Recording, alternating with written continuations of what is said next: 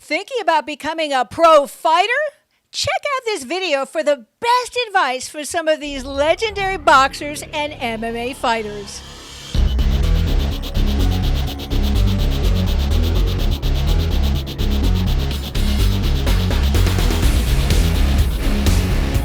I don't really focus too much on my opponent or what he does well or anything like that. I go off the theory. I try to make a monster out of myself. And I'm trying to make myself in tip top physical condition, and just I'm just ready to go through hell if need be. What's the best advice you can give to a young MMA fighter, an amateur that wants to go pro? Yeah, real simple. Be consistent. Show up every day. Get a coach in a gym. Get in the right environment to start with. Get a coach that you trust. Get a gym that you trust. Surround yourself with people that are like-minded, goal-oriented like you. But most importantly, show up every single day. And, if you could just get 1 degree better, 1 degree every single day, it adds up. And the guys that reach their goals are the guys that are consistent, and the guys that don't are the guys that just aren't there every single day. It's a grind. What's the one thing you wished you knew earlier about being a fighter? I wish that somebody had told me that it wasn't all fun and games. Actually, you know what? I take that back. I'm glad nobody told me that. It was everything that I've learned in life from fighting has helped me to become a stronger person, but it may have been beneficial if somebody had told me, hey, look, kid, you're about to step into a world that's going to become obsessed with you. You're going to lose all kinds of relationships and friendships because you got to decide, do you want a social life or do you want to live a dream? And I still would have chose the same thing, but it would have been nice to have that heads up before having to figure that out on my own. Eddie, you're a motivational speaker and you're a fighter. What advice can you give to a young fighter that's starting out? Oh, man, I get this question often, and I'm very consistent in the message. I tell them, if you're serious about fighting, prepare yourself, for the ups and downs. Like anything in life, you're going to have the ups, you're going to have the downs. That's normal. Don't get too high with the ups, and don't get too low with the lows. Easier said than done, but if you want longevity in the sport, you have to be mentally tough.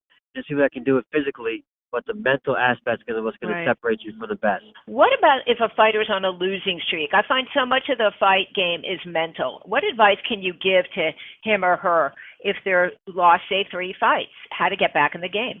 I tell you what, that's a great question. And what most people don't realize is that, you got to look at not just the result of the fight, but the whole entire fight itself. Because a lot of times when fighters lose, they think about all the good things they've done, during that fight. What they have to remember is that you did positive things. So don't go and just start from scratch. I don't think you should go and blow up your camp and find new coaches. Just focus on your strengths and emphasize that instead of always emphasizing, the things you've done wrong. Because too many times we harp on a negative and we don't look at that positive that we've encountered. What's the hardest thing about being a fighter, do you think? Selfishness, being so selfish, it's lonely. I mean, you have a fight team, but at the end of the day, you're the only one in the cage. You have to worry about yourself predominantly. And for most people, like myself, I have kids and stuff. That can be difficult. I can't be concerned about what somebody else is doing. I have to be concerned about, primarily concerned about what I'm doing and what I'm not doing and what I'm eating and everything. And it gets frustrating sometimes without a lot of support. When you have to have a lot of team support as well and spousal support or significant other, whatever you want to call it, at the same time, because it's hard to understand the grind that it takes to make it anywhere good. It's not, you get to these higher ranks and it's difficult. It really is. It's a complete lifestyle change. It's not just a hobby here and there on the side, train a couple days a week type deal. Right. It's sore. It's constantly sore. Gotta have your sleep. Gotta have good quality sleep. You gotta eat right at the right times. It's complicated. It's not easy. And I try to advise young guys to understand the game, I guess, from different perspectives too. Understand it from a manager's perspective and understand it from a promoter's perspective primarily. Because just like, some of these guys will go out there and be like, oh, I only fight for this and this, like, but you're not going to sell tickets. Like, the promoter's going to have you on a show. It's business, He's got to make some money or break even at least. Like, that's his objective. He's not in it to lose money. So unless you sell tickets and unless you get views, unless you make his promotion worth more, you're worthless. Like, you can't demand this much money and you're not drawing attention.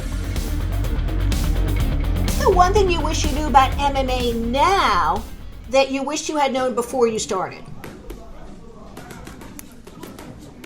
See, I started with a really great group of people. I started with Team Quest with Matt Lindland, Dan Henderson, Chris Leben, Chael Sonnen. I had very high-level names from the beginning. Eddie Bravo was the very first jiu-jitsu coach that I got belted under, and I was 14 years old. So I was actually fortunate enough to have a great group of people that got me going, and I couldn't have been where I'm at without them.